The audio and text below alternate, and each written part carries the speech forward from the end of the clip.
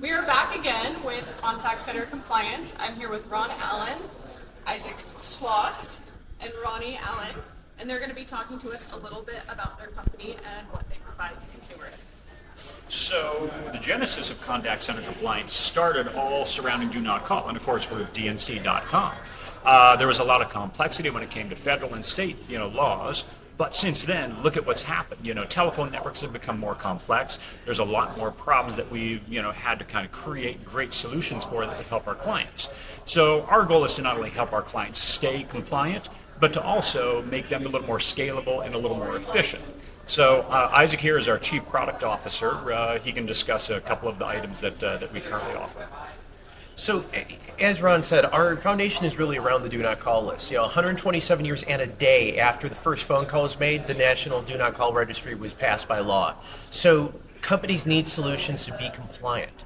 The challenge they have is they could try their best, but there are still obstacles that can get in their way and trip them up and cause them problems, even with the best intentions in mind. When the TCPA became the total cash cow for plaintiff attorneys around 2015, we created a revolutionary solution, and I was a customer at the time, so I could speak from firsthand knowledge of this, that scanned the list for these professional plaintiffs, removed them to minimize your risk.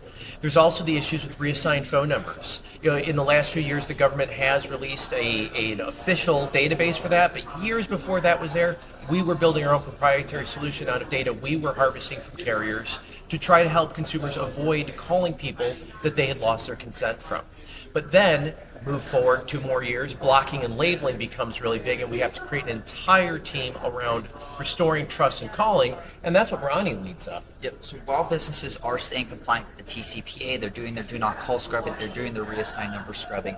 On top of that, they're being labeled as spam likely. Now that's very frustrating. If you guys are legitimate and compliant enterprises, when you guys are flagged as spam likely, that's frustrating because you can't get the call through to the consumer.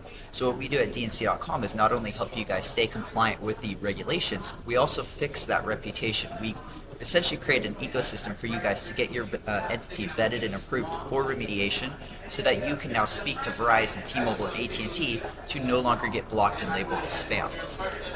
As well as the app companies. So it's not just the 3 big carriers. And mind you, this is incorrect blocking because, if somebody is not utilizing best practices, and we do help with the best practices part, but if somebody is truly, a scam likely, spam likely entity, we can't help you. So we're there as your partner for the good actors. And if you're watching right now, I guarantee you're a good actor. The people in this room, these are the good actors. That's why we invest our time in doing this. We are the ones that can help you do that. We can help you keep the scam likely, spam likely labeling down.